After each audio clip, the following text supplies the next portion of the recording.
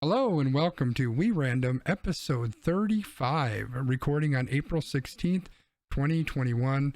Hey B, do you know what the last thing was my grandfather said to me before he kicked the bucket? Javi Baez sucks? No, he said, grandson, watch how far I can kick this bucket. More after this. Almost Qualified Productions. We're 3 beers in. Time for you to catch up.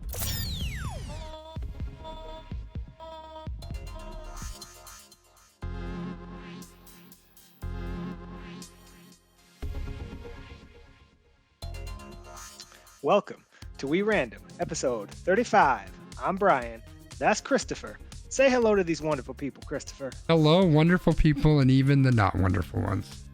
That's true. Well, we have a bucket that's being kicked tonight, but we also have a wonderful Wheel of Doom, and this Wheel of Doom is going to bring you some topics for our episode here of We Random. We might talk about the Brewers. We might talk about COVID. We might talk about some guy named Ludwig. Who knows what we're going to talk about, right? It's going to be a fun time, and we're glad that you're here with us. Christopher, what do you have for the people this afternoon? Any words of wisdom, thoughts, other dad jokes? You know, my initial words of wisdom jump back to a movie that's like 40 years old called DC Cab. But I don't think I can say it on the podcast. Sorry. Oh, well, that... I'm going to say it anyway. Mr. Rhythm. Mr. Rhythm was his name. And Mr. Rhythm said, don't let your dick run your life. And that's true, really. I mean, you can't let your body parts decide what happens to you. It's a damn good lesson. Nice. Mr. All right, Rhythm. So what we got today is we're going to spin this wheel. We're going to see what topics come up. And then we have a very special... Oh, you want me to hit the thing? Oh, thought you were going to play the drop do it again. Do it again. I'm ready. We have a very special Random Rankins. Yes, we do. So, are you ready to get this going, Christopher? Let's do it. I'm spinning it now. Uh-oh. Uh-oh. we got a subscription record on Twitch, B. Oh, so we're starting with Ludwig. We're starting with Ludwig. So the nice part about this is I named it Ninja Isn't in Trouble because our gimmick is that Ninja's in trouble for something. Ninja's always in trouble, yeah. So Ninja's not in trouble, but he also doesn't have Twitch's subscription record anymore. And that's because Ludwig Agren recently streamed for 31 straight days. In the process, he broke Ninja's record for subscriptions on Twitch. Ludwig shattered the previous record of 269,154, now having more than 282,000 subscriptions. The initial stream started as what was called a subathon, where every subscription to his channel added 10 seconds to the clock. Ludwig set a 31-day maximum for the subathon and hit that mark, becoming one of the most popular streamers on Twitch in the process. So what I take from this story is that for your next event, we're doing a subathon. Oh, what God. are your thoughts on this, Christopher? Oh, God. I mean, maybe we could. That might be kind of fun. I don't know if I have enough people that watch me to do a subathon. But I mean, we could do it for Extra Life. Like you stream for the 24 hours of Extra Life, and then for everybody that subs during Extra Life, we add on to it. Stream. Yep. Ooh, okay. That might be a thing. We might be able to do that. I might Don't tell Old Man Wiggum. He'll gift everyone subs. Oh my God. We'll be streaming for like 49. You just have to take off the whole next week. Right. Exactly. So I just want to give a little bit of background. This was a story I put onto here, and for a very, very specific reason, which we'll get to. So kind of the idea was, and I don't know all the specifics on what he was doing, but basically the idea is that he's going to stream for a certain amount of time. I think it was 24 hours or something. And every time somebody subscribed to his channel, it would add some time onto it. And I think that there were some other particulars as well, where things would add on to the amount of time that he was going to stream. Now, he also did set a 31-day limit. Like, I'm not going to go beyond 31 days. And it's a good thing he did that, because he went the full 31 days. There were a couple times that it actually got under a minute, and then people, brought in a whole wave of subscriptions to keep them going. Now the thing is, keep in mind that for a partner as he is, you make like $3 for every subscription. He has 270,000 subscriptions. You can do the math, at least roughly, to figure out that's a shit ton of money that came in, right? And he had a conversation at one point on Twitter where he was explaining where a lot of this money goes. That makes it like he's not getting, $750,000 that he's putting in his pocket. But here's the other thing. On the 13th, on April 13th, the final day, when he was trying to break the record, all of the money from every sub that day was pledged to the Humane Society in St. Jude's. On top of that, $1 from every single one of those subs from the first 29 days were pledged to the No Kid Hungry charity. So there's a bunch of money that he just gave away to charity for doing this, which is really freaking amazing. And I think that needs to be screamed from the rafters, because all that I hear, and not that I follow a ton of streamer circles, but all you hear about is, he streamed for 31 days, or he got this many subscriptions, or he set the record for a number of subscriptions. But I really think the story of this is the good that came from this and the way that he's donating a ton of money. There's also, the guy had to sleep, right? So his stream was up 24/7. So there's times he's sleeping and he's got a race car bed, which I thought was very interesting for a grown man. But he also had to have moderators, right? Because you can't let chat just go wild. He averaged probably 50, 60,000 people in his chat every single second of every day. And so somebody had to keep the peace there. And also while he was sleeping, people had to play videos and stuff to keep people kind of entertained, keep the stream going. And he paid a bunch of his moderators too. I don't know exactly what the amount was or whatever that is, but I know that one of them popped up and put a post out on Twitter that he's been carrying a bunch of credit card debt. And thanks to Ludwig paying him for moderating during this, he's completely debt free. Like, there's a lot of good that happened from this. Yes, he's still going to come out with a bunch of money. Who knows how many of these subscriptions are going to stay month after month? They might just be a one-time thing. That's what happened with Ninja. That's how come he got all those subscriptions, is people just donated a bunch of Amazon Prime. But the real story here, in my mind, is all the good that he did to really give back and all this, which I thought was amazing. Yeah, I don't really feel like I have anything else to add to that. I'm not super into the day-to-day of the streaming world, so I'm just like, oh, okay, so dude's just streaming for 31 days. But like you said, it sounded like, he was doing different things. Like, this day we're donating to this day we're donating to that, and trying to bring awareness to different things, so it wasn't just kind of that cash grab, Zeke Elliott feed me the week kind of deal. Yeah, it would be very interesting to find out how much actually went to all these charities. I guess if you go as simple as $1 from every day went to this No Kid Hungry, you're looking at $260,000 roughly. Yeah, that's a crap ton of money. So that's huge. Yeah, it's cool. It's a good story to start the thing with, and obviously, it benefits him, but it also benefits other people, because now he is going to have a popularity that he can bounce off of, and if he can keep even a third of that base, he'll be doing just fine.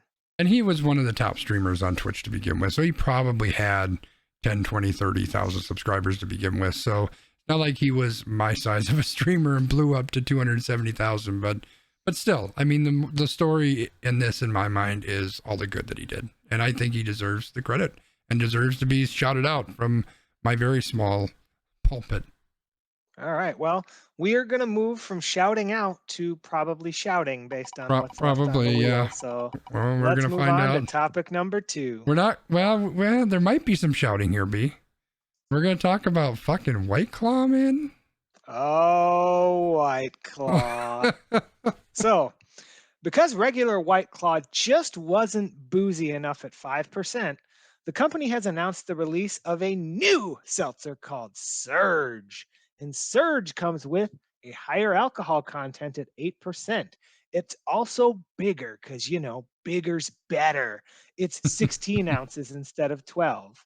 Many online users were excited about this news, saying that it will be the post-pandemic summer drink of choice. And for those asking, If you want to stock up on a 12 pack or a 24 pack, you are out of luck because White Claw Surge will only be sold in individual cans for the price of $2.99. So, 2.99. Christopher, what are your thoughts on this?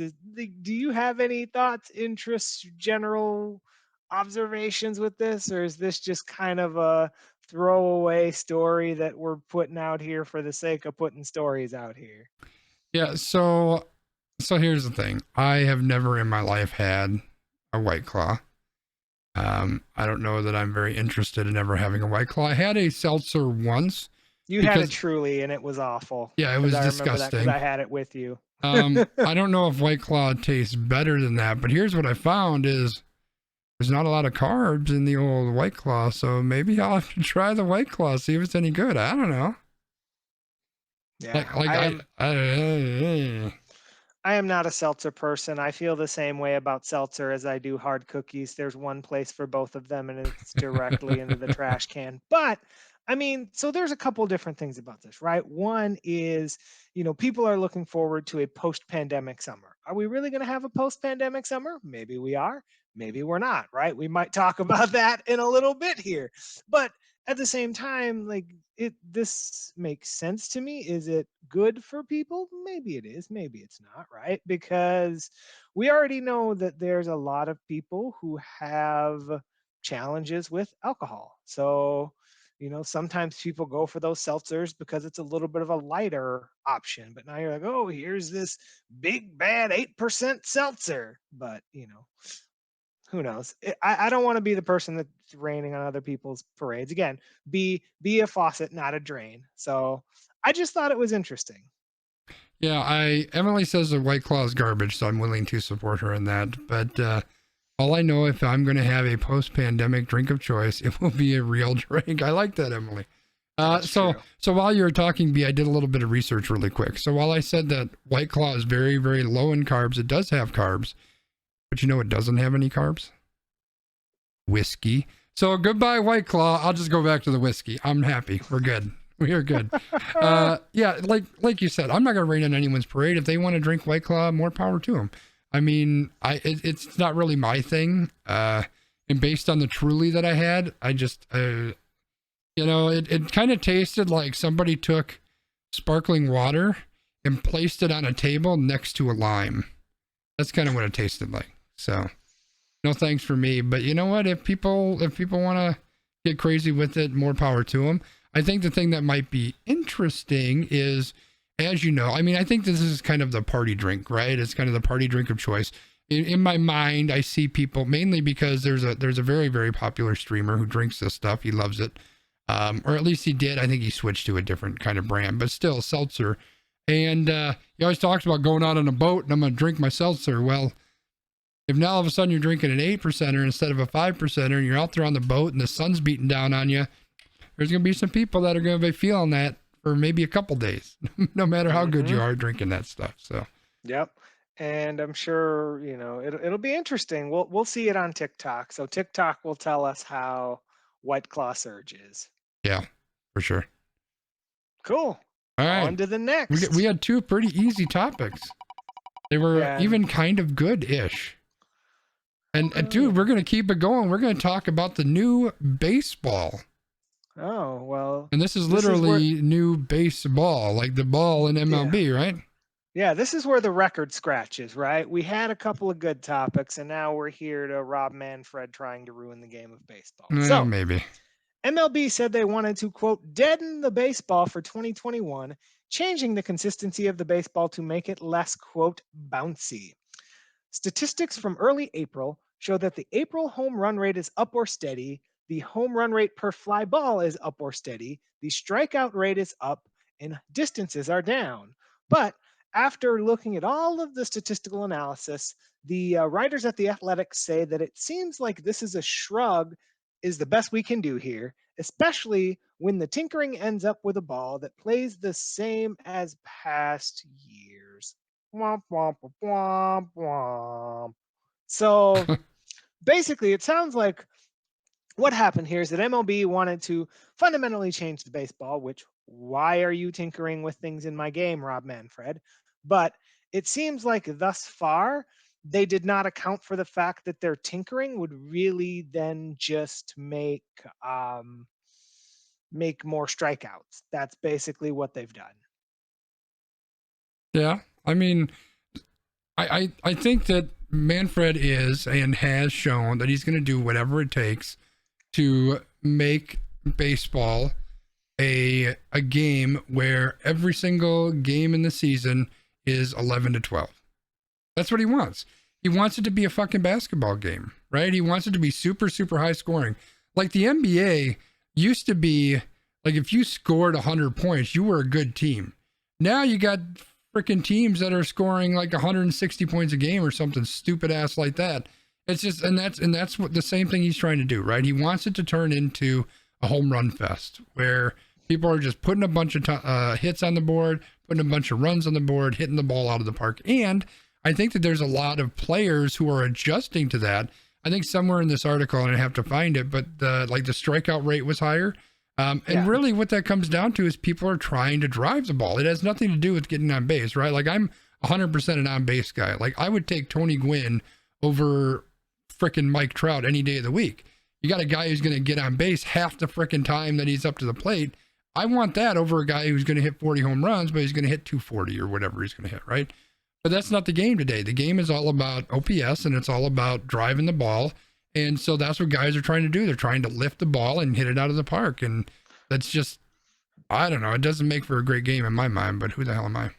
Well, but then MLB is saying that that's what they're trying to stop. But at the same time, they're like, we want games to be quicker and we want all of, like, they want everything. They do. But yeah. nothing at the same time. That's the thing. Because what are the short games? The short games are the ones that are 1-0. And, you know, everybody is just striking out or they're getting out very quickly. You got guys who are just working through the lineups. 1-0 game, you're in and out of there in 2 hours and 12 minutes or something. But then when you get that 11 to 12 game where everybody's hitting freaking home runs and, you know, whatever, now you got a 3.5 hour game and Manfred's pissed off again. He's never going to get everything that he wants. Nope. He's just going to keep complaining. Yeah, when I read through this article, I just, it kind of seemed, and oh, you got to log in. Shut up. Get out of here. It fell flat for me. Like I understand what they're trying to get at. Like, hey, the ball changed, and so we should look into it. But we can't tell if it's making an impact. But the home runs are still the same. And it was basically a whole bunch of blah. And in the end, it's like, we don't know. It doesn't mean anything. It's like, so why the fuck did I take 5 minutes to read this article? Like, what the fuck, man? I mean, this is stats, though, in a nutshell, right? Like, sometimes you do all of this work to compile all of these stats, and then you look at the stats and you go, well, these really didn't tell me anything. So throw out the story. I don't want to read it. Like, this is a paid site, too. Like, I had to pay a subscription to read this story, and this is the garbage you're giving me? Get out of here. So basically what you're doing is you're getting, like, you know, Psychology Today or whatever, because I'm sure there's a lot of this in like the psychological journals where it's like, well, we did this complex study of XYZ and then our hypothesis was not validated. Right. It just is what we thought it was. That's just it. It's the Denny Green syndrome. Well, I thought it was interesting, so I put it in here. And now we will move away from Rob Manfred as quickly as we can. And I'm sure we're going to get angry this time, right? We've got to get angry at some point. Unless there's maybe one story on here that won't, two stories on here that won't make us angry. Well, we're talking about COVID, B. All right. What do we got to say about COVID? This will make you angry. So yeah, I don't know if it's going to make me angry. I'm resigned to think so. There's lots of COVID in the news, so we wanted to kind of catch up on some of that. The first part is that cases have been reported as being up in at least 27 states, with Michigan continuing to lead the nation daily in new infections per capita, whatever that means. The United States has also paused the deployment of the Johnson & Johnson vaccine after 6 women developed a blood clotting disorder. Meanwhile, concerns about the Pfizer vaccine have also surfaced. A study found that the vaccine may not be as effective against the South African variant of COVID-19, and the Pfizer CEO says that a third dose of the Pfizer vaccine may be necessary within 12 months of initial immunization to achieve the best level of protection against all variants of COVID. So there's just a lot of COVID news. Now, I will kind of jump in here quick just to give my perspective. None of this surprises me, right? You Like, know, I am not surprised by a single thing on here. So I think part of it is what people have been expecting. Some people are expecting, oh, I get the shot and I can be back to normal and I can be holding your hand and kissing babies and getting out there and going, woo, and doing the Ric Flair and whatever. That's not what we're doing, right? Like, this is basically going to be something where we have to, take things day by day, month by month, year by year, see how things go. This is a once in a lifetime pandemic. It's we not, hope. We hope. well, you know what I'm saying, right? Like when they had stuff in like the 1920s or whatever, like this is a once in a lifetime thing. So, like, we have to figure out what this is going to look like long term. So Yeah. I'm not surprised that there's going to have to be a third shot. I'm not surprised that there are some weird complications with some of these. And the biggest thing that you have to think about is when we're looking at this data, the 6 women who contracted the disorder, that's out of like 6 million shots or something, Right. right? So it's a very small percentage. Yep. So, not to say that that doesn't matter or isn't important. And obviously, they still haven't done, they can't say, oh, it's because of this.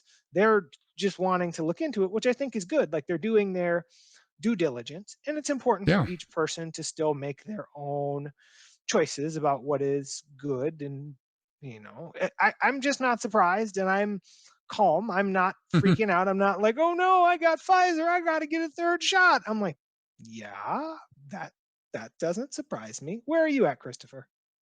So I earlier in the week I sent B like 3 different links, or I put them in our link gathering tool, and I sent him a message. I'm like, hey, I sent a bunch of these stories into here. Here's kind of the reason why I'm looking at all these. I don't remember exactly what set me off at the time, but here's the thing, right? Like, if we just kind of summarize this, cases are going up all over the place. We paused the deployment of one of the vaccines.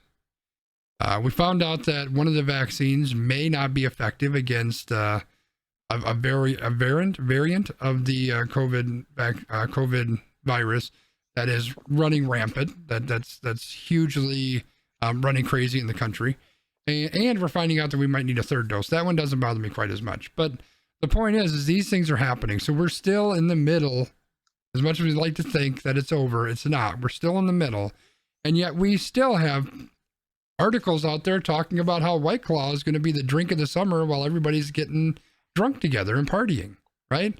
We have people who are making plans and going on vacation and all this garbage, and that's fine. Like, you do you. I'm not going to tell people how to live their life, but it's like all these people are looking at it like everything's past just because you got a shot or didn't get a shot, right? And yeah, the vaccine's going to help, but it's not going to end everything. It's still an experimental vaccine. Anybody that's gotten the vaccine, I'm sure you got the same paperwork that I got that says this is an experiment. This was, it's an emergency release, and this is how we can't verify things and blah, blah, blah, blah, blah. Like, this isn't a guaranteed thing. Like, that doesn't mean that we need to stay in our houses constantly. Like, you can get out every now and then, but be smart about it. It doesn't mean that we should throw our masks out and burn them like women were burning bras in the 60s. But that's what's happening. That's what people are doing, is people are just like, we're done with it. We're moving on. And all that's going to do is cause more issues. We're already seeing that cases are up in half the damn states in the country. So that's what really kind of got me hyped up about this is we're still working through that. And I saw this amazing analogy on Facebook, because that's where all these things happen, right? And I don't remember exactly what it was, but basically it was something like, cases are kind of going down, so that means we can stop all the stuff we're doing because we're fine.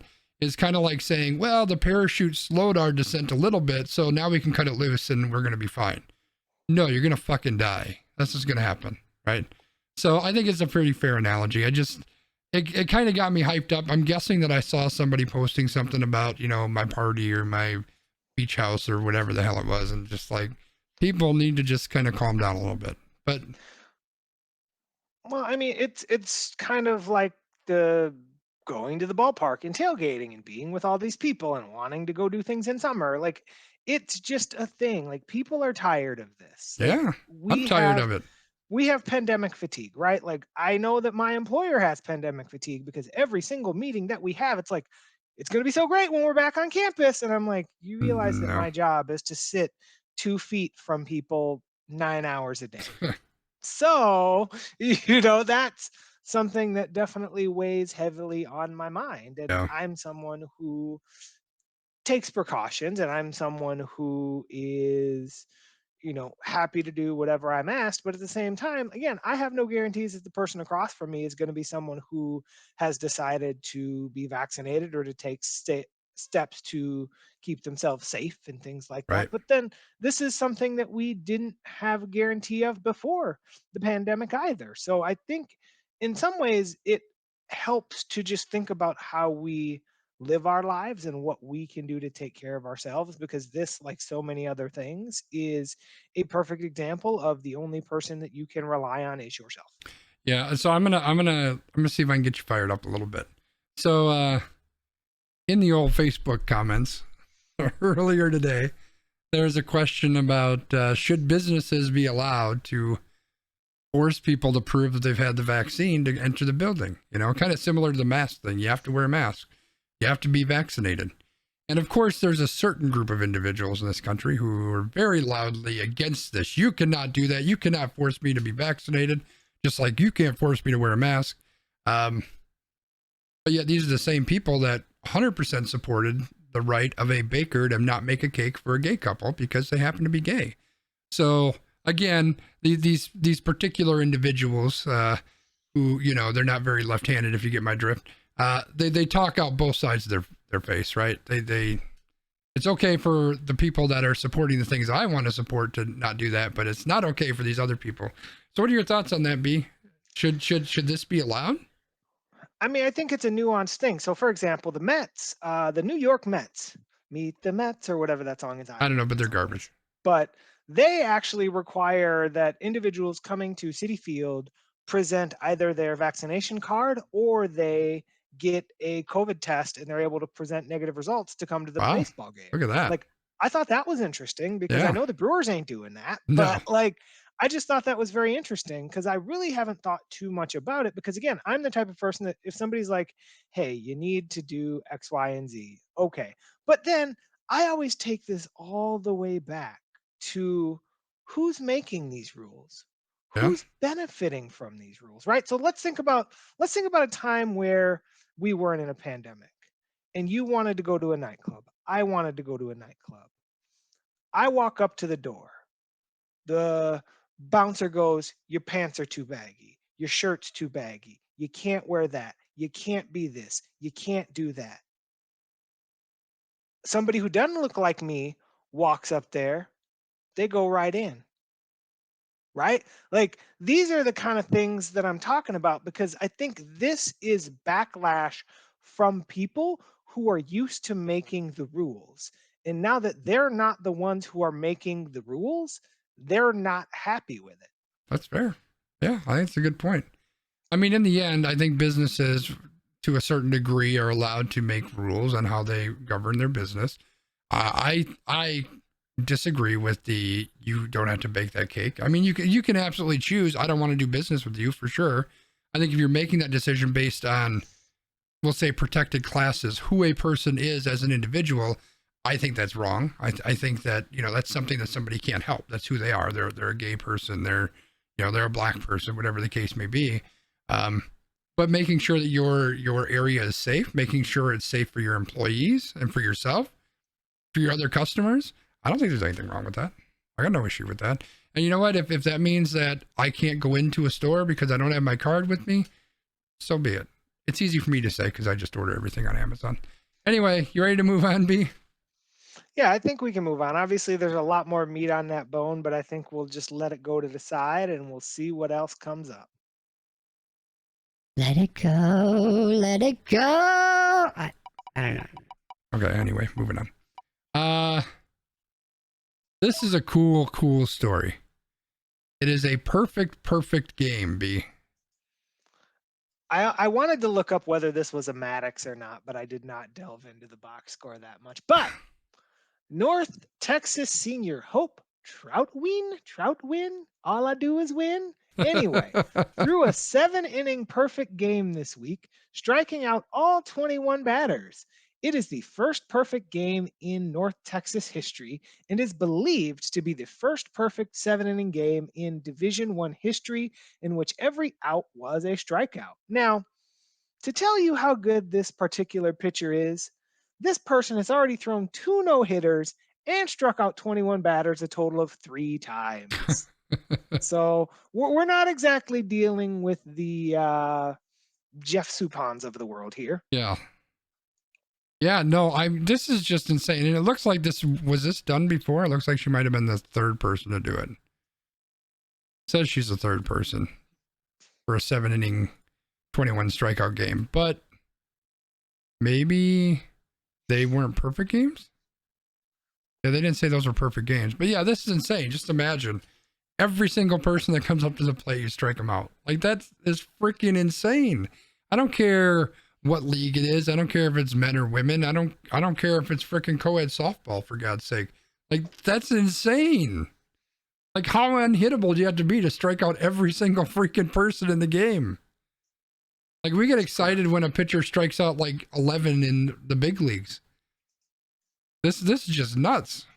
It is. It's awesome. I just think it's a cool story, right? When do we ever talk about women's college softball? Never. But this is super cool. This is a really cool, cool story. It is. I got nothing more to say about it, but it's super cool. Yeah, I mean, I got nothing more to say about it. But again, this is kind of a very interesting, like, there's a lot of achievement at all levels in athletics that we have to be aware of. And Yeah. if we open our eyes to it, we can really enjoy it. Yeah, well, and she said that she's done the 21 strikeout thing before, too. And this is the third time she's done it, which is insane. Yep. The other one, she gave up some hits and some runs, but yeah, wow. That's cool. Insane. All right, we're spinning. We are spinning, and it's time to get angry. We're going to get angry about the Milwaukee Brewers. They fucking suck. Yes, well, we're not the ones who are going to be angry. Well, that's true. Jeff, Jeff, if you're out there, Jeff, this is a public service announcement for Jeff. Let me turn on this is a public service. Wait. There we go. This is a public service announcement for Jeff. Just plain Jeff. Are you out there, Jeff? You might want to mute your radio. Okay, go. So, we're catching up with the Brewers here. The Brewers and Cubs played this week, and tensions got hot. So, it all started with catcher Wilson Contreras, as he was at the center of the controversy. Contreras has taken offense to the fact he's been hit by a pitch on 6 occasions by Brewers pitchers over the past calendar year. Brandon Woodruff made that number 7 this week. In response to being hit, pitcher Ryan Turpa of the Cubs threw behind Woodruff during Woodruff's next at bat. After the game, Contreras, he decided not to keep his mouth shut and admitted that the Cubs intentionally threw at Woodruff, resulting in Turpa receiving a 3-game suspension and an undisclosed fine. So not only are you an asshole, you're an idiot. Got it. Go on. Also, in a unrelated but amusing turn of events, Contreras got hit in the Cubs game today too. So he's just getting hit by everybody. But did you watch the videos of him getting hit by a pitch? Like, the fucking guy hangs his elbow over the fucking plate. He doesn't move. He doesn't try to get out of the way of these balls. And there's also video from the game before where he literally pushed his elbow out over the plate to try to get hit. Like, this fucking guy is doing it on purpose because he's a bum and he's trying to get on base. Now, don't get me wrong. I get that. People have done it for years. Fernando Vina did it. He played for the Brewers back in the day, right? He wouldn't move. If your ball's going to come in there where he's standing, he's going to take the hit. That's fine. That's baseball. And if that's what he's doing, great. I have no problem with that. Trying to force your way into it and getting hit, I think it's a little bit garbage, but even that I'm not going to get too crazy about. But if you're doing this and then you're freaking out because you got hit by the pitch and you actually have your fucking pitcher throwing at someone, then you're an asshole. Yep. I mean, and then, obviously like Cubs Twitter got all into it Oh, because of course. Contreras had the game winning hit in that game. So then they put out some tweet. And then the next day when the Brewers beat the Cubs, the Brewers put out like a competing tweet for it. So like they're going back and forth Which they and should. It's a rivalry, right? That's what you well, do. well, Cole Hamels said it's not a rivalry, but Cole where is Hamels Cole is a Hamels dick. these days? He's Right? like serving beer at some bar in the Florida Keys or something. I don't know. Maybe he's the one that got Tom Brady all liquored up. But um, so that was the Brewers and the Cubs. The Brewers and the Cubs are now separated for a while, so maybe those tensions can die Maybe. down. Meanwhile, things that are not dying down, Corbin Burns is still on fire. So Dumpster? Corbin, No, not a dumpster fire. No. Okay, no, sorry. Go he's ahead. not yet anyway. By the way, I just want to point out before we move on from the Cubs, who are tied for last place in the division, which is very different from the Brewers, who are tied for first place in the division. So I just want to throw that out there specifically for Wilson Contreras. In case you're watching or listening to the podcast, I just want you to know that. Okay, sorry, go ahead. All right, so Corbin Burns is still on fire. He currently has an ERA of 0.49 this season, and he has yet to walk a batter this season in 18 and 1/3 innings. He has 30 strikeouts, which makes him the first pitcher since 1906 to begin a season with 30 strikeouts and 0 walks through 3 games. So Burns is just on fire right now. Yeah, he's insane. He's insane. And the stat, I'm sorry, I'm trying to read one of the other articles that you threw in at the last minute, so I haven't had a chance to read it. I don't know if you mentioned this, but dude has driven in at the plate, driven in more runs than he has given up as a pitcher. Like, that's freaking insane. Like, he is so good. And I love seeing this because, what was it, 2018, he was freaking lights out of the bullpen. Really was a big help in getting us to the playoffs. 2019, he fell apart, and I'm gonna pat myself on the back a little bit. I said going into 2020, he's gonna be fine. He got impacted by that juiced baseball that we had. Same things with Hader, right? People just got amped up and they got destroyed because of that juiced baseball. And if you're Omar Narvaez, it got you a big contract because you got to juice your fucking numbers up. But yeah, like, I totally expected that he was going to come back down to earth. Now, I didn't think he was going to be as good as he is because last year he was insane. This year he's freaking insane. And Woodruff is still freaking insane. Like, and Freddie looks insane this season too. Like, there's a lot of really exciting stuff in that rotation. I mean, there's also that Brett Anderson guy, but I mean, it's looking okay. And even everyone's favorite baby, BB, Luis Urias, is getting in on the action. So Luis leads the MLB in on walk percentage, walking at least twice 5 times in games where he's logged at least 4 plate appearances and played in the baseball game. And then I can continue on with the whole line. But that's pretty good. Like, as you said, I'm okay with an on-base guy. Like, if he's going to get on base and he's going to be, going around, like, I'm okay with that. Like, he's had a good week. Like, he's had a couple of key hits, and if he's walking, like, that's good. I mean, so here's my whole deal with baseball. And Christopher and I actually had a side conversation that after we do this random rankings, I would like to do a random rankings of the best bad Brewers, because I have a history of loving some of the Brewers players who were probably some of the least what's the word that I'm looking for, productive players on the team. I just want to clarify, because I don't think B gave it the appropriate, love. He loves the bad Brewers. All right, go ahead. I mean, that goes all the way back to Trent Durrington and, Joe Inglet, and like the list goes on. Like, I could name a bunch of other names guys that nobody knows. Right, but that's the whole thing. That's the point, isn't it?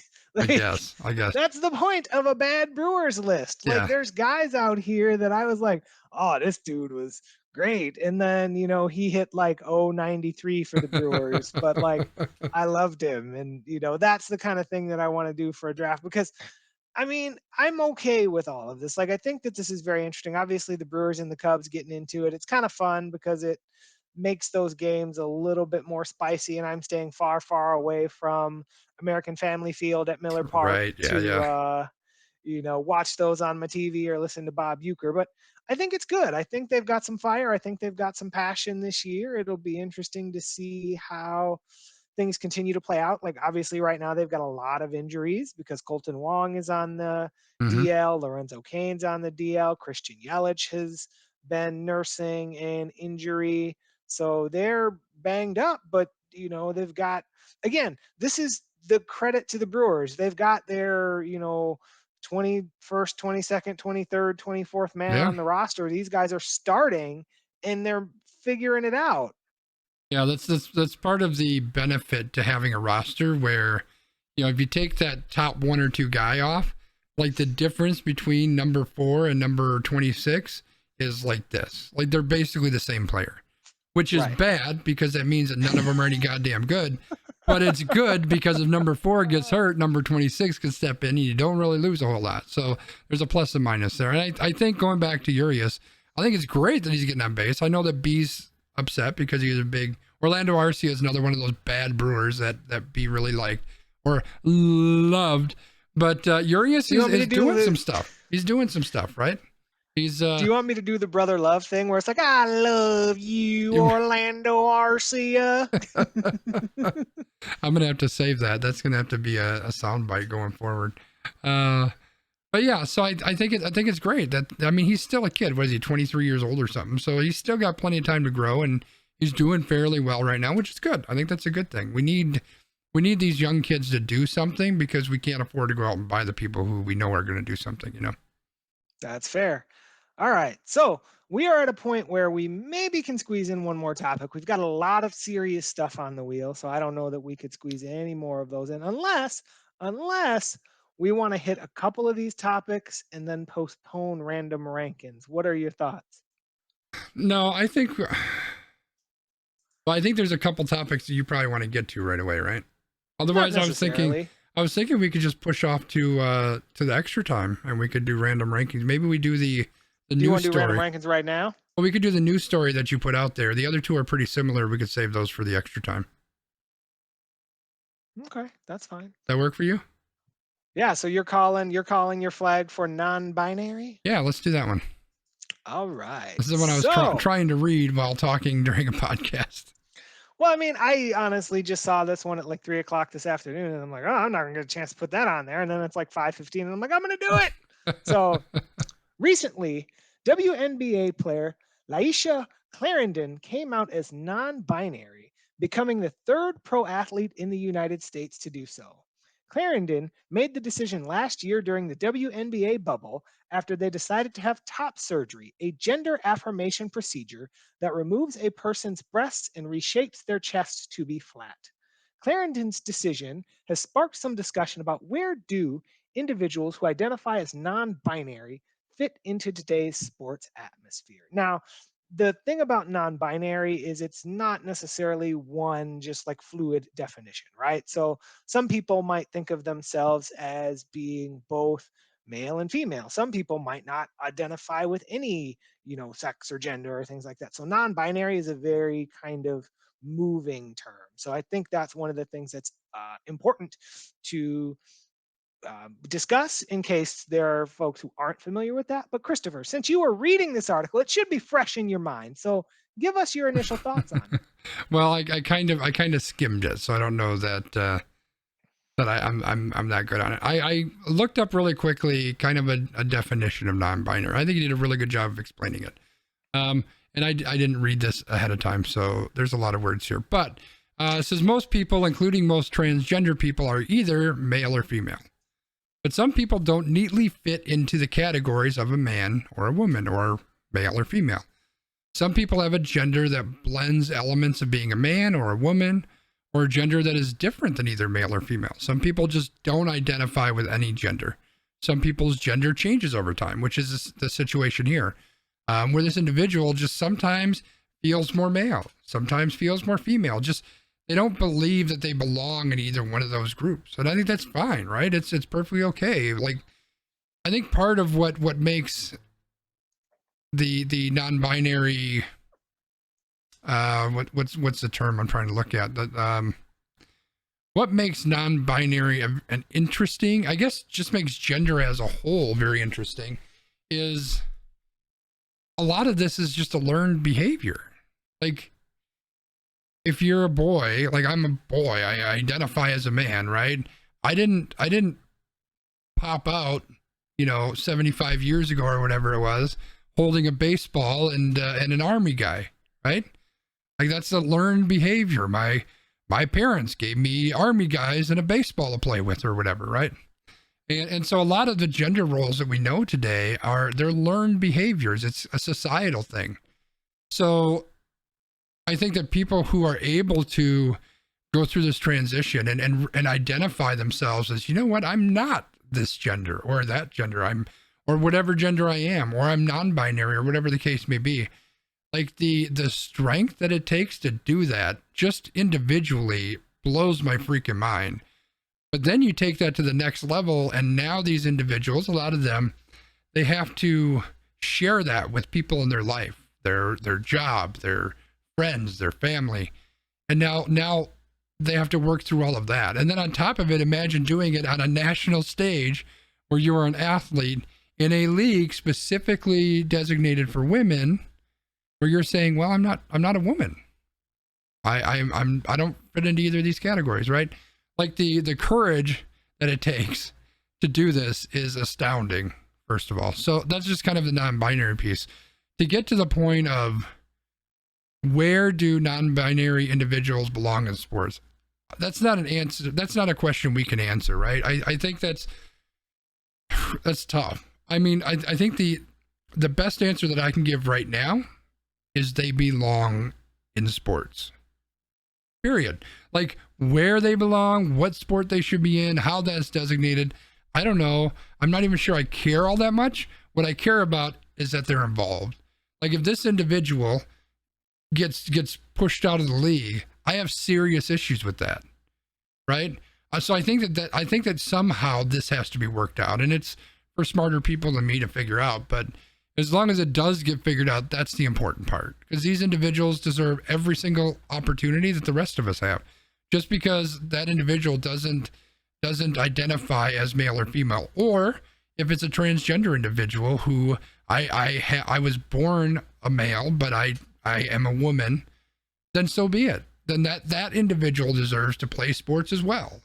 Where that's going to fall, I don't know. And I think that's a very, very difficult subject that a lot of people are A, going to struggle with, and B, a lot of people are going to get very, very angry with. And C, I think there's a lot of people who are going to get misplaced. And by misplaced, I mean, maybe displaced is the word I'm looking for.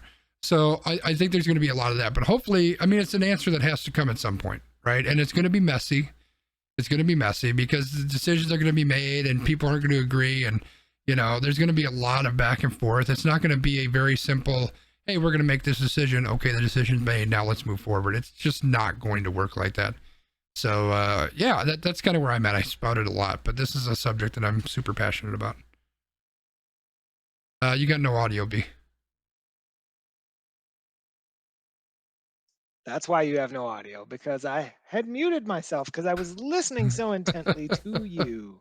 So, as I was going to say, and it's good that I didn't jump into my stuff that I was going to say, but basically, reading the article was interesting because this individual was concerned that the WNBA wasn't even going to allow them to have the top surgery. Yeah. The WNBA is like, yeah, if this is what you want to do, we're going to support you. You can do this. You are the person who's in control of yourself. And if this is what will make you feel comfortable, we'll support you in that. And I think it's interesting that if we look at the professional level, one of the things that the article mentions is that the MLB and the NBA and the NFL, technically, there is nothing in those rules that say that a woman or a non-binary person or a transgender person could not play in those leagues. So it's really more so the women's leagues in Yep. college and high school and on down sports that would need to change, because most of those rule books typically are based on your male female binary. Yep. I have to identify as a male to play on the McGuanago High School football team and all of that, right? So I think those are really where the discussions have to start, because at the professional level, there's a lot of other things that would have to happen. We know that there's a lot of very toxic cultures. Look at the New York Mets and how things are going there with how they treat women. I can't imagine how a non-binary or transgender person would be treated in that organization. But like, that's the whole thing. Is like, there's change that needs to happen, but I think it's good to be having these conversations. And I'm not going to talk too much about that, because I might save that for my extra point. Yeah, I think one of the and I appreciate you bringing me back on this specific story, but one of the coolest things that it mentions is that when this individual made their announcement, it was mirrored with announcements and official statements from the league as well. And it says league accounts. I don't know why there's plural, but it came out from the league as well. So I think that's great that they're showing that support, right? I mean, why shouldn't you? Yeah, I mean, it's again, it's good to have these conversations. It's good to move forward and to do what we can. But Christopher, Yeah? it's time. Is it time? It's time. It's time for what? Random Rankins. Oh, that. That's what it's. I mean, it could be time for the Zeke Elliott feed me of the week, but I don't think that we have any feed me topics for us today. No, I But don't we do think have so. random rankings. So we finished last week the Snacklet bracket. So now we thought, what should we do?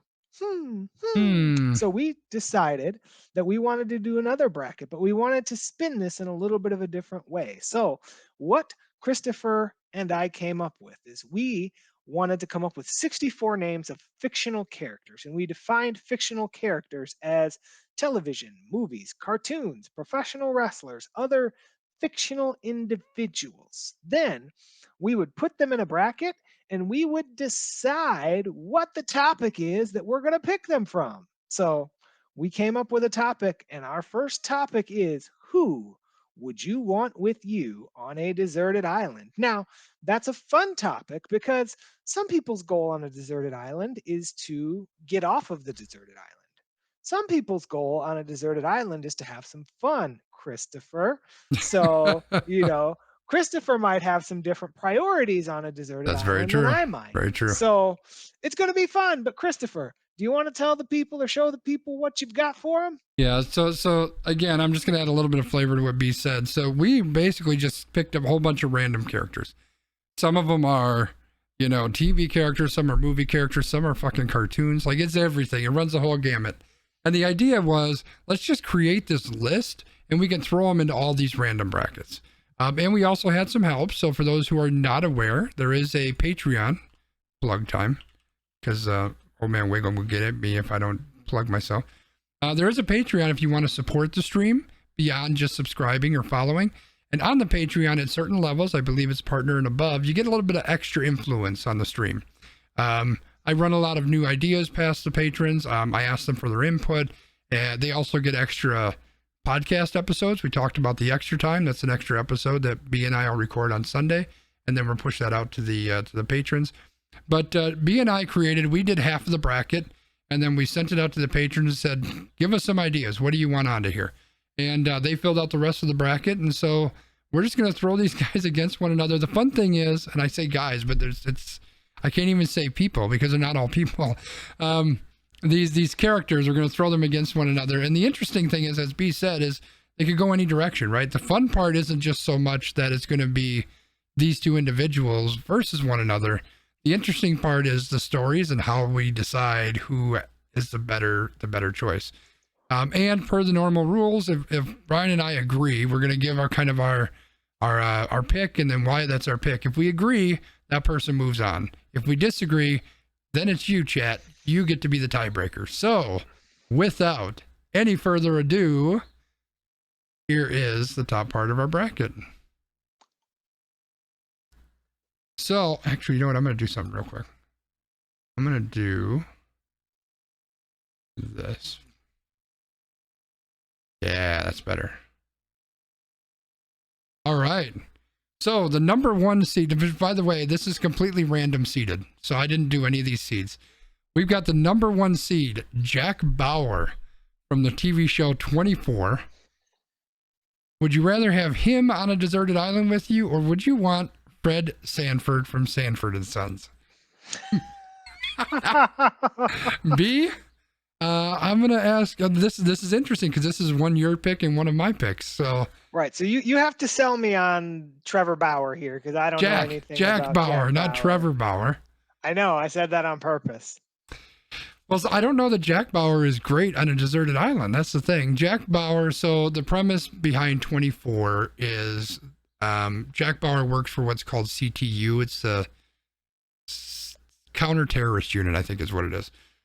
So basically, he's just fighting terrorists, and he's running all over town. And kind of the premise of the show is that it's like a 24-hour period.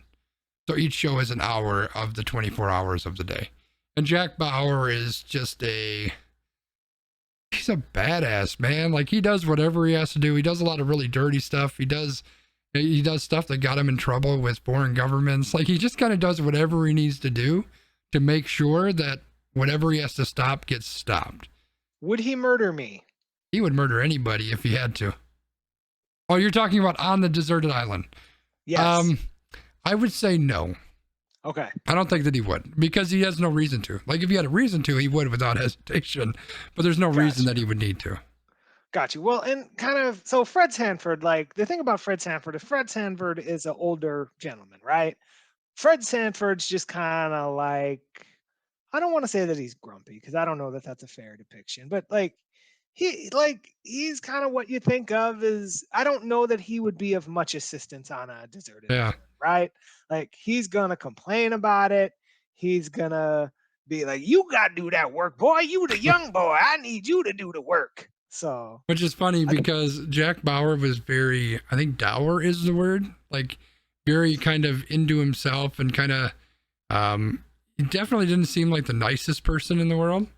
I think both of these are kind of sour attituded people, so I don't know that any of them is a really great choice.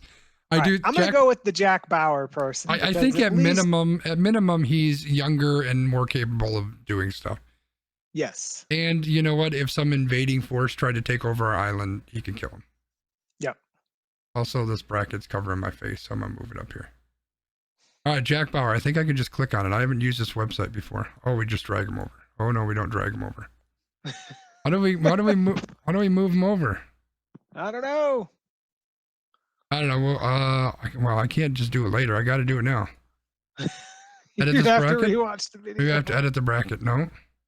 Oh wait, no. Now it's gonna redo it. Oh no! No, it didn't redo it. We're okay. Shit! I should have tested this, Jet. Oh, I have to sign up to run this tournament. It says. Son of a bitch. Almost qualified productions, everybody. Yeah, let me shut this off. I need to sign up apparently to run this tournament. Right, so, meanwhile, B, talk. I will talk and give you all some information. So, if you enjoy this podcast, you can find this podcast in your podcast app if you search for We Random. You can find me on Twitter at LandmarkMKE. You can find Sconzi on Twitter at Sconzi.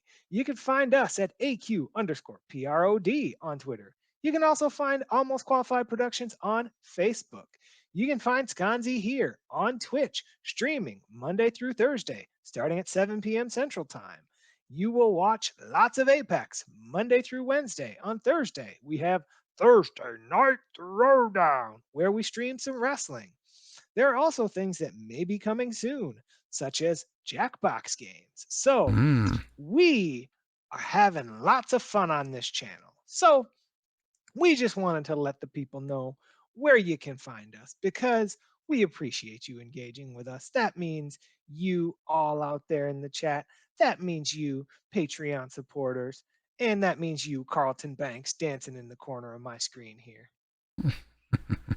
Did I buy you enough time, Christopher? Yeah, I think you did. It took forever to get this thing moved around. How do I move you over there? Do I have to click start tournament? They had like this huge... You can tell this guy right here talks for a living, right? Because I can turn a room in a minute.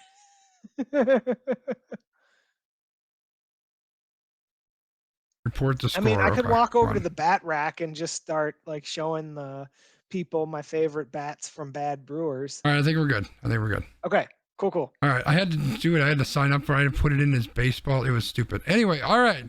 So now we have got. So I'm thinking for animated characters, we just have to assume that they're real. I think we're gonna have So we to. basically take their abilities. It's kind of So like that those, character like, as a real person. it's Kind like the CGI movies, right? Okay, Like yeah. if this person were a CGI character, like how could they help you? Well, this is an easy choice. Like this is a no-brainer.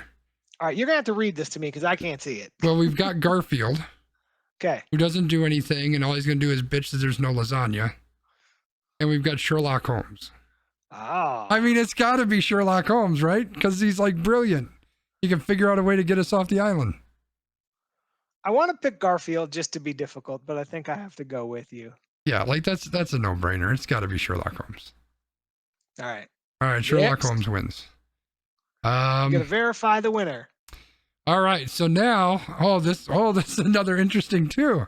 So Count the votes, Christopher. Count the votes. we've got Ben Linus, who is he's the bad guy from Lost. If you watched Lost, if you did, I'm sorry because the ending of that was horrible. And he is up against Homie D. Clown from In Living Color. So remember when I asked you, would he murder me? I had Ben Linus in mind because Yeah. Ben Linus, pros of Ben Linus. He's already been on a deserted island. True. He knows how to get off of a deserted island. Yeah. Cons of Ben Linus. He He'll kill probably you. would murder you. Yeah. So Does You Homie have the to- Clown win by default? I don't know. Like Homie is just another one of those kind of like dour people who would just But he's not be- going to kill you. But he would just be like, the man is getting us down and they put us on this island and now But but he won't kill you. I'm going with Linus. What? Yes. Well, I'm not, because fuck that guy. I'm going with Homie the Clown. So All right, Chad, which might just be Emily. Chad, it's up to you. Ben Linus or Homie the Clown? We got some really interesting, Matt. Dude, this is such a great idea. I mean, I know it while was we're my here, idea, but it's great. So the funniest part is I still have the Homie the Clown song like in my brain where I don't, but I think I need to get it figured out. So Emily is insane too, because she went with Ben Linus. I don't know what you guys are thinking. the man is keeping Homie down there. I think they're gonna like automatically lose in round 2. I think because in round two they will be facing the winner of Wonder Woman versus Gandalf from Lord of the Rings. Okay, so I'm out of my depth on both of these. I know that Gandalf is a wizard. So Yes. I get that. And then Wonder Woman is an ancient Amazonian. She's got all sorts of superpowers. I mean, technically, Wonder Woman has an invisible jet. So does she ever jet with her? I think we could say yes. And I think that makes her an easy win at that point, right? I mean, if we say yes, doesn't Wonder Woman just win the entire tournament? Because you go, let's get on a jet and get out of here. That's true. Maybe we say no jet. We say no jet. And so she can jump really, really far. Like, I think she could get us off the island easier than Gandalf could. And she's super hot. So I'm going with Wonder Woman.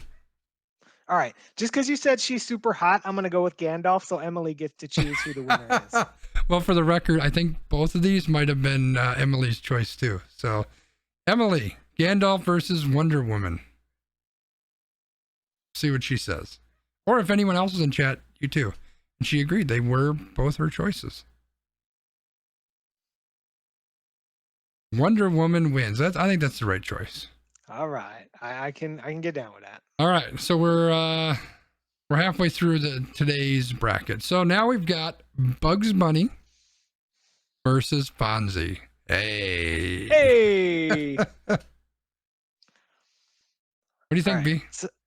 So I don't know a whole lot about Fonzie. I know that Bugs Bunny would just kind of like troll you. So I don't know that Bugs Bunny would be of much assistance, right? Like, I don't feel like either of these characters would be of enormous help. Now, here's a interesting way to think about this. Bugs Bunny, as an animal, may have a better sense of what to eat on a deserted island than Fonzie. Bugs Bunny as an animal may be better eaten than Fonzie as well. I'm just throwing it out there, chat. Just putting it out there. But here's why I'm choosing Bugs Bunny, not because I want bunny legs. It's because I'm pretty sure in the cartoons he like dug himself to China once. So if he can do that, he can dig us off the island, right? Doesn't that stand to reason? I think. I don't know. I mean, it depends on where the island is. What if the island's already like on the bottom of the continent? Then you're like I don't know. digging up. I don't know. Let's go Bugs Bunny. All right, Bugs Bunny. I liked my logic though that Bugs Bunny might actually be able to get us some food. Oh, that's true. All right. So Bugs Bunny will be going up against the winner between Katniss Everdeen and William Riker from Star Trek. Okay, so I am gonna go with Katniss Everdeen because who has already been stranded on multiple islands? Well, not Yeah, islands, but like places of war. Yeah, I'm very Katniss. disappointed that my boy William Riker is getting booted out in the first round, but clearly Katniss is the right choice here, without a doubt. All right, so we've got one more duo thing here. We've got Inspector Gadget, who is automatically the choice, right? Or Brian Mills, the guy from Taken, who said, I will hunt you down and kill you, or whatever he said. So it's got to be Inspector Gadget, right? I was gonna say, if somebody says that, I already distrust you. So well, he wouldn't kill you. He's a good guy. But Inspector Gadget's got fucking helicopter blades that come out his head. Well, Inspector Gadget is also kind of a bumbling idiot, though. So you actually have to like teach him how to use his helicopter. Like you don't have Penny in the brain to help him out. So that is fair.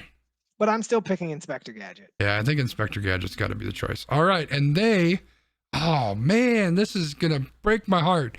This is Inspector Gadget is going to go up against Cole Thornton, who is John Wayne's character in El Dorado, or Dr. Gregory House. All right, you got to sell me on both of these because I have not watched either of these. All right, so Cole Thornton is he's a gunslinger in the Old West. He's basically a gun hand who gets hired to shoot people because he's one of the fastest draws in the West. You never saw House. You should totally watch House. Gregory House is a very agitated, angry, grumpy, horrible kind of person, but he is absolutely brilliant. So whenever there are weird, crazy cases, they bring them to him and his team, and he solves them. They're like 97% lupus, but he solves them anyway. So clearly, as much as a House equals Old Man Wiggum, there's that's a pretty good comparison. So as much as I love old Cole Thornton, if this was a bracket on who do you want on your side in a gunfight, 100% Cole Thornton. But I think Deserted Island, it's got to be House. Yep. So what you gonna do, Old Man Wiggum? We're going with House. Yep. House is the winner there.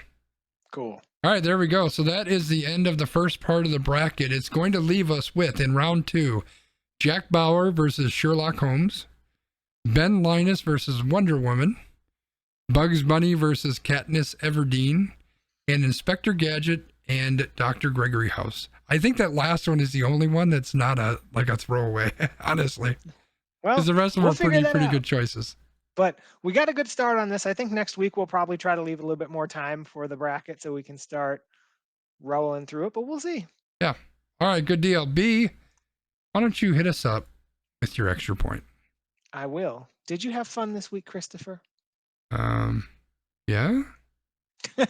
Well, I'm just asking. So one of the things that I've got for my extra point this week is just thinking about being in two different mindsets. So the first mindset that I'm in is, Christopher, you've talked a lot about doing more of the things that make you happy, right? Like as I've gone through this podcast even today, like I feel like my mood has improved significantly. Like I've had quite the week. So doing this podcast is something that I enjoy. It's something that makes me feel good. It's something that I really appreciate. So I've seen my mood shoot up and it's made me feel good. Now, that's one part of this. The second part is something that I'm noticing a lot more in our society, and it's something that I actually like. There's a lot of people, and when I say a lot, it's not a vocal majority, but it's a vocal minority of people who are speaking up about different issues that are important to them. And I think that that's really good because the more that we're silent, the less that we can accomplish. So it's not a guarantee that we're going to accomplish anything if people speak up about things, but it's a guarantee that we won't make any progress if we don't speak up about things, right? So I've seen this a lot. For example, the situation with the individual coming out as non-binary. There was a situation with WWE this week where they released several talents, and people were like, "Hey, you released all these people, yet you're keeping these 4 or 5 people on your roster who have said racist things, and they've had, sexual assault and all of these things against them. So why are you continuing to protect these people when you're letting these other people who are making positive contributions in society go?" We've seen a lot of this with some of the things coming out of Minneapolis and Chicago, talking about some of the police shootings and really thinking about that. So I think it's really good that people are speaking up. People are taking their passions and they're going for it, and they're putting those words out into the universe, and they're letting people know how they feel, because the only way that we will be a society where people are treated fairly, where people are treated equally, and where the people who make the rules don't always get everything that they want while other people get nothing, is if we speak up and we make that change happen. It's a great point. A lot of people don't like speaking up, or they're afraid to speak up. And I hear this a lot in the streamer world, because it's like, why doesn't this big streamer say something? Why doesn't that big streamer say something? And there's a whole lot of smaller streamers who are banging down the walls, and there's a lot of questions around that. And I think that everybody has to do their own thing. I feel very passionate, just as you do, B, that we all have to speak up. We all have to say something, because if we don't say something, things don't change. So I appreciate you bringing that up. And on that note, speaking of Chicago and Minneapolis, that had a couple more police shootings over the course of the last week. We are not ignoring that story. Those are the two stories, or a couple of the stories, that we're going to talk about tomorrow or Sunday when we do our extra episode called Extra Time. So if you're interested in hearing what we have to say about that, subscribe to Patreon for as low as, I think it's $5 a month. We'll get you that extra podcast episode every week. So thank you for that, B. I made a post on social media this week, yesterday, maybe the day before, because I had, I may come across like a very confident and self-assured individual, but I'm not always that confident and self-assured. And I had seen a lot of people kind of having these same conversations, publicly on social media. And I had, I've had a very, very interesting week, Chad. A lot of things have kind of been shaken up, and I had some really big meetings today that I had to go to, and had to prepare for those over the course of the last few days. It all kind of came up very suddenly, and I started to have those doubts. Like, am I that person? Am I good enough? Am I good enough? Am I smart enough? And doggone it, do people like me? Like, that was a joke from, Saturday. Anyway, I started to have those self-doubts, and where my mind kind of went is I hear a lot of positive reinforcement from a lot of people who support me, people who I respect, people who I look at as being very strong in their area, whatever the case may be. And my mind just kind of went to, well, your thought process is, well, I'm not that person. I'm not that good. I'm not that accomplished. I'm not smart enough for that, whatever, right?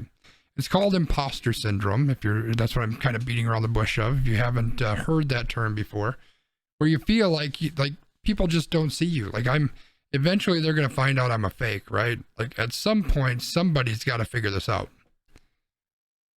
But if you're the only one that feels that way, and all around you, you have people who are supporting you, people who are commending you, people who are cheering you on, people who are telling you that you're doing a great job, people who are telling you that you're moving in the right direction, does it make more sense that all of them are wrong, or that you are wrong? I think it makes more sense that you are wrong, right? And I know I'm not the only person that goes through this, whether it's, at work, I don't feel I'm good enough. I shouldn't be with this group or in this position or in this company. It can happen, gaming. Am I good enough to play this game? Am I good enough to be a streamer? Like, I don't play great. You guys see me play Apex, it's garbage. But can I be a streamer? Like, I feel things are working okay, but I could easily have those doubts. So I think that my message is to make sure that you don't get stuck in your own head, and to make sure that you are welcoming, that you are accepting, and that you are trusting the opinions of people that you trust, that are telling you that things are more positive than what you are seeing them to be. Because sometimes we are our own worst enemy, chat. And it's very hard sometimes to break out from that and to trust others. But in the end, it's very much worth it. And I think it's very much important that we do that to continue to move forward and to get better. That's what I got, B. So I've got a challenge for you, Sconcy. Oh boy. So every time your brain wants to say something negative, I want you to come over to your soundboard and I want you to play that clip from our favorite person. Which one? I'm ready to play the clip, but I don't know which one it is. Oh, it's the one that you were playing last night every time somebody kicked out at 2. It's Oh, no. Oh, no. That is definitely not the clip. No, you mean this one? Wrong. Yes. So, think of those thoughts and go wrong, and then know that you're the baddest man in the room. So I already told you where you can find us. So you can find me, Landmark MKE, Sconzy, AQ_PROD. Find us at We Random in your favorite podcast app. Find us on Twitch every Friday night at 5:30. Do you have any other words of wisdom or greetings or salutations for our people tonight, Christopher? No, man, I'm just going to hit the music and let us start to jam while you talk us out. Sounds good. Well, we will see you all next week. Thank you for being here, and we love you. We appreciate you, and we random out, baby. Peace.